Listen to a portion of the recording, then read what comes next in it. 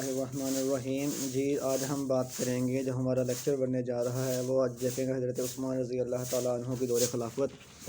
کس طرح سے حضرت عثمان کی دور خلافت گزری ہے، اس میں کون کون سی فتوحات ہوئی ہیں، اور پھر دیکھتے ہیں جب یکم محرم 24 ہجری میں حضرت عمر فاروق رضی اللہ تعالیٰ عنہ کو شہید کر دیا گیا، تو حضرت عمر نے اپنے دور خلافت میں 6 رکنی مجلس شورا بنا دی تھی، جو کہ اگلا خلیفہ نامزد کرے گی۔ تو اس جو کمیٹی تھی، اس کے جو ممبران تھے، ان میں حضرت علی تھے، حضرت عثمان تھے، عبد الرحمن بن عوف تھے، پھر اس کے بعد عبد الرحمن بن عوف کے بعد اس میں تھے زبیر بن عوام بھی تھے، اور ایک اور صحابی تھے زبیر بن عوام تھے، اور زبیر بن عوام کے علاوہ اس میں شامل تھے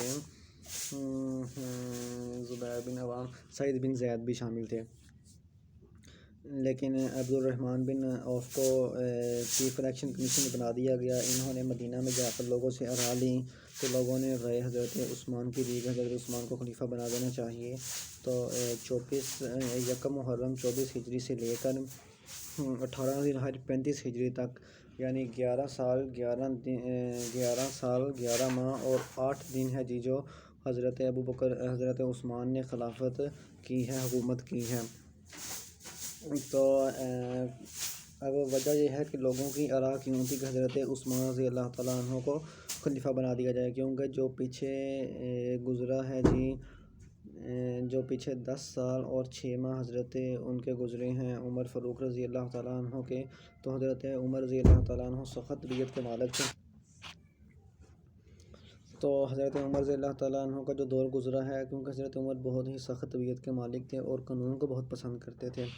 تو لوگ کہتے تھے کہ اگر حضرت علی کو لے آئے تو حضرت علی بھی سخت طبیعت کے مالک ہیں اور یہ قانون کو بہت زیادہ پسند کرتے ہیں، جس کی وجہ سے لوگوں کی آراء حضرت عثمان رضی اللہ تعالیٰ عنہ کی طرف تھی۔ حضرت عثمان کا اگر دیکھا جائے تو نام حضرت عثمان بن عفان تھا، ان کے والد کا نام عفان تھا، ان کے والدہ کا نام عروہ تھا، اور ان کا قبیلہ بنو امیہ تھا، بنو امیہ سے ان کا قبیلہ سے ان کا تعلق تھا۔ جب انہوں نے خلیفہ بنے تو ان کی عمر 70 برس کی تھی، اور یہ حضور پاک صلی اللہ علیہ وسلم سے 6 سال چھوٹے ہیں۔ حضرت عثمان رضی اللہ تعالیٰ عنہ کے دور میں اگر بات کی جائے تو جو تھے وہ تھی،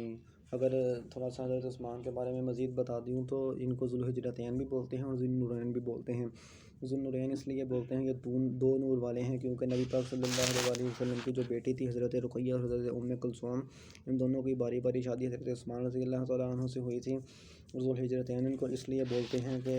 یہ انہوں نے 2 ہجرتیں کی تھی، ایک تو 615 میں جب ہجرت حبشہ اول ہوئی تھی تب بھی حضرت عثمان نے ہجرت کی تھی، اور دوسری ہجرت مدینہ تھی، تب بھی حضرت عثمان نے ہجرت فرمائی تھی، جس کی وجہ سے ان کو ذو الحجرتین بھی بولتے ہیں۔ بہت ہی حیا والے نبی تھے، بہت ہی حیا والے صحابی تھے،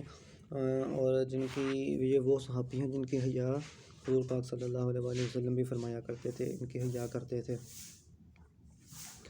اگر ان کی بات کریں تو ان کی فتوحات کی بات کریں، فتوحات اتنی زیادہ تو نہیں ہوئی، لیکن پھر بھی اگر بات کرتے ہیں تو موروکو ہے، طرابلس اس کو بولتے ہیں، پھر اس کے بعد کابل ہے، سندھ ہے، افغانستان ہے، تبرستان ہے۔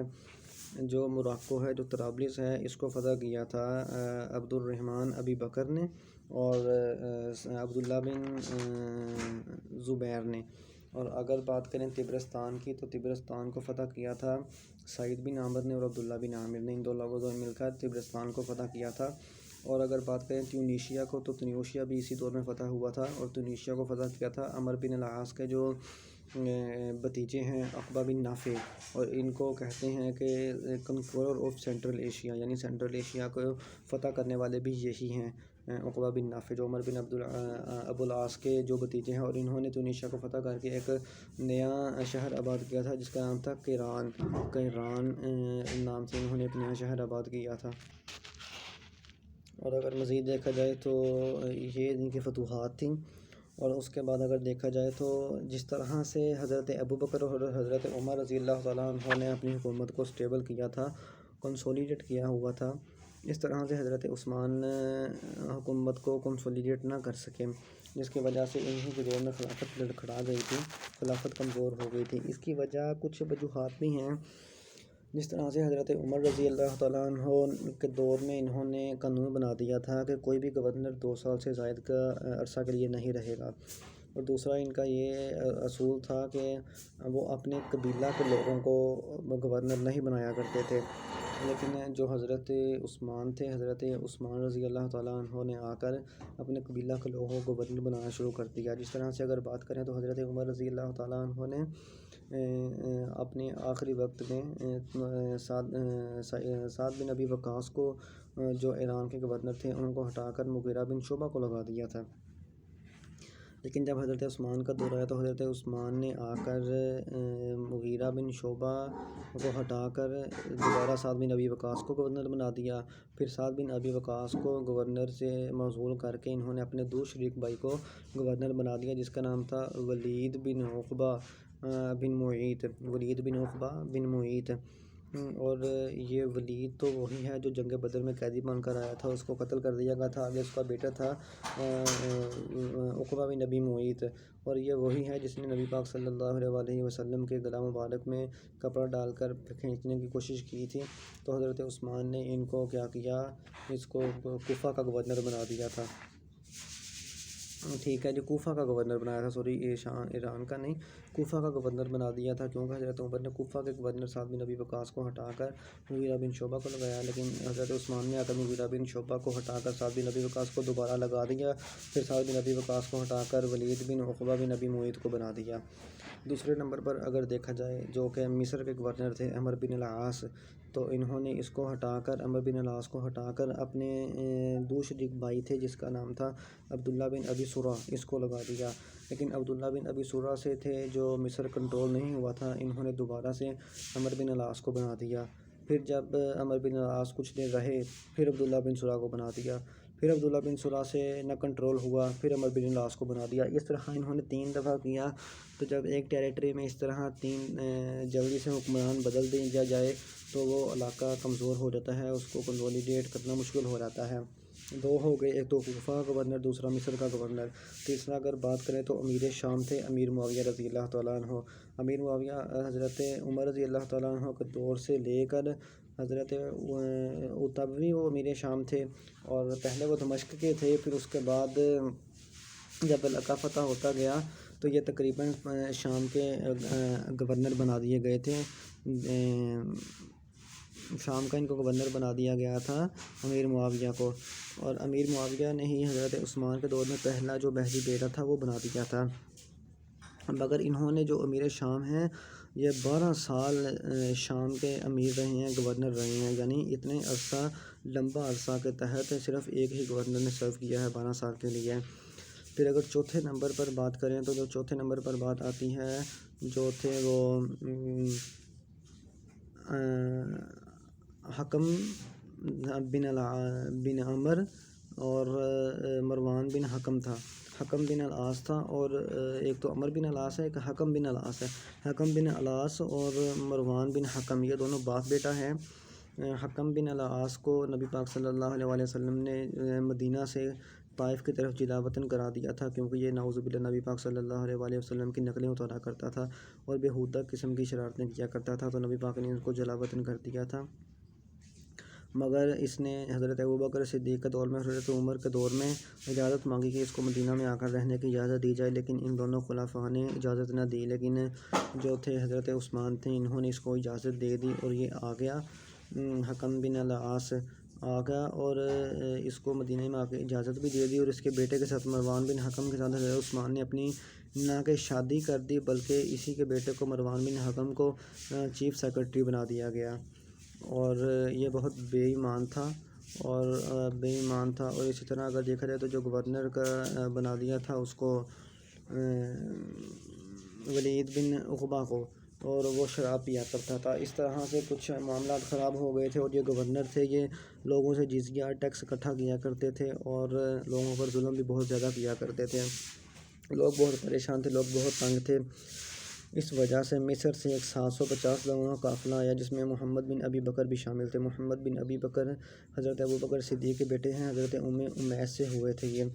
محمد بن ابی بکر، لیکن ان کی پرورش حضرت علی پاک نے کی ہے۔ امیس کی پہلی شادی حضرت ابوبکر صدیق سے ہوئی، پھر حضرت ابوبکر صدیق کی وفات کے بعد ان کی شادی حضرت جعفر طیار سے ہوئی۔ پھر حضرت جعفر طیار بھی جب انتقال فرما گئے، پھر حضرت علی نے ان کے ساتھ شادی کی، تو محمد بن ابی بکر کی پرورش حضرت علی پاک نے ہی کی تھی، تو ان 750 قافلے میں محمد بن ابی بکر بھی شامل تھے۔ یہ 750 کا قافلہ آیا، اور اس قافلے نے آ کر حضرت عثمان سے بات چیت کی کہ مصر کا گورنر عبداللہ بن ابی سورہ ہے، اس کو تبدیل کر دیا جائے، اس کو بدل دیا جائے، اور یہ ہمارے پر ظلم بہت کرتا ہے اور ہم سے جزیہ اور ٹیکس وغیرہ بہت اکٹھا کرتا ہے۔ تو حضرت عثمان نے ان کی بات مان لی، تو حضرت عثمان رضی اللہ تعالیٰ عنہ نے کیا کیا، محمد بن ابی بکر کو مصر کا گورنر بنا کر بھیج دیا۔ لیکن جو چیف سیکرٹری تھا مروان بن حکم تھا، اس نے دیکھا کہ محمد بن ابی بکر کو گورنر بنا کر بھیج دیا ہے، اس نے ادھر سے خط لکھ دیا عبداللہ بن ابی سرح کو، مصر کا جو گورنر تھا، اس کو کہا کہ یہ جو لوگ 750 کا قافلہ آ رہا ہے، یہ نہ محمد بن ابی بکر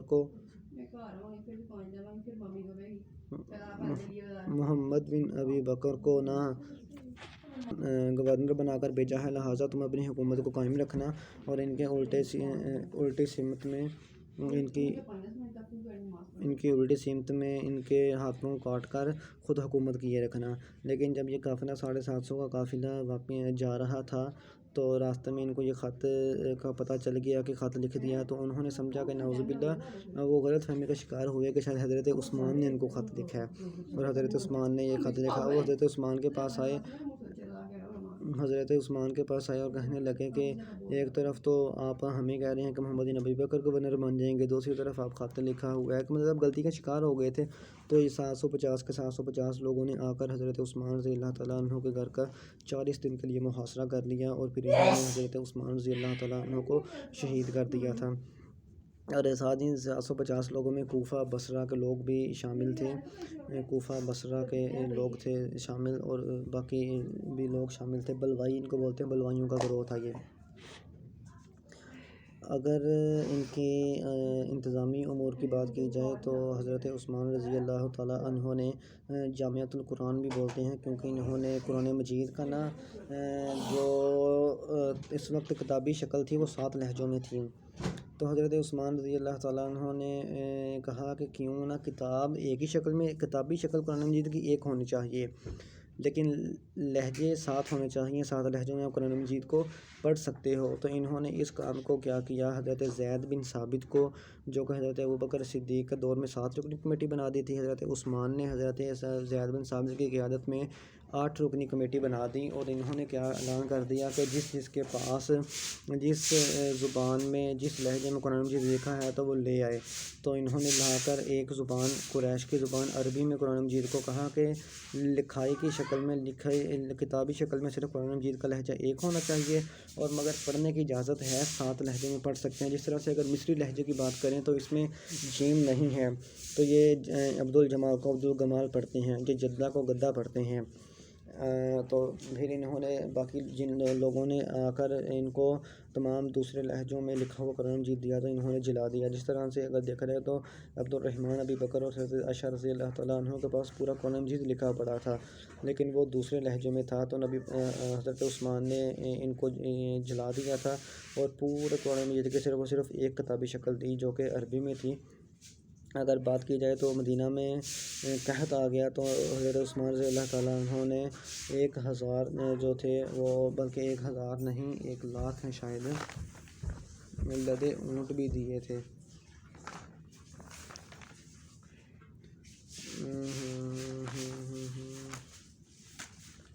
حضرت عثمان کی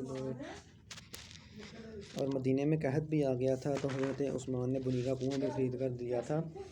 اور اگر دوسرے نمبر پر بات کی جائے تو ان کے انتظامی امور میں ایک تو یہ تھا، انہوں نے جامعۃ القرآن بھی کہا جاتا ہے، کہ قرآن مجید کو ایک انہوں نے کتابی شکل دی، اور اگر دوسری بات کی جائے تو جو جمعہ کی دوسری اذان ہے وہ حضرت عثمان رضی اللہ تعالیٰ عنہ نے ہی شامل کروائی تھی، ان کے دور میں شامل کی گئی تھی جمعہ کی اذان۔ پھر اس کے بعد اگر دیکھا جائے تو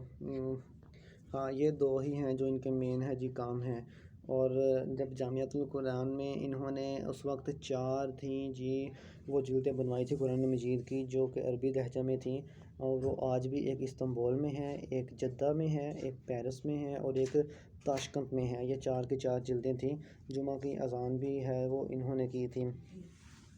اگر بات کی جائے تو حضرت عثمان رضی اللہ تعالیٰ عنہ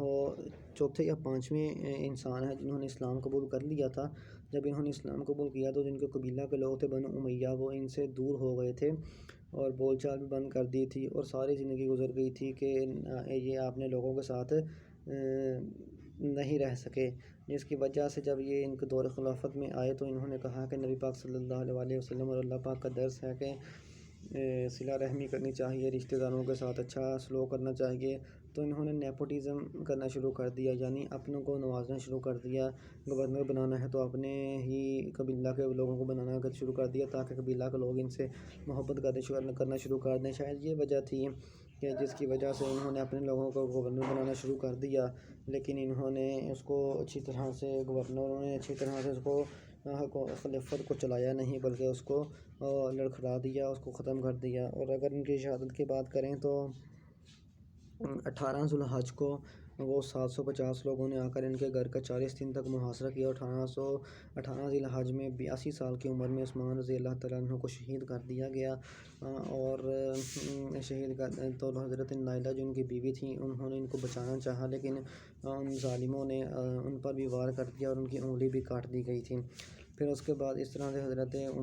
عثمان رضی اللہ تعالیٰ عنہ کی خلافت ختم ہو گئی، حضرت عثمان کو شہید کر دیا گیا۔ پھر لوگوں نے حضرت علی رضی اللہ تعالیٰ عنہ کو خلیفہ بننے کا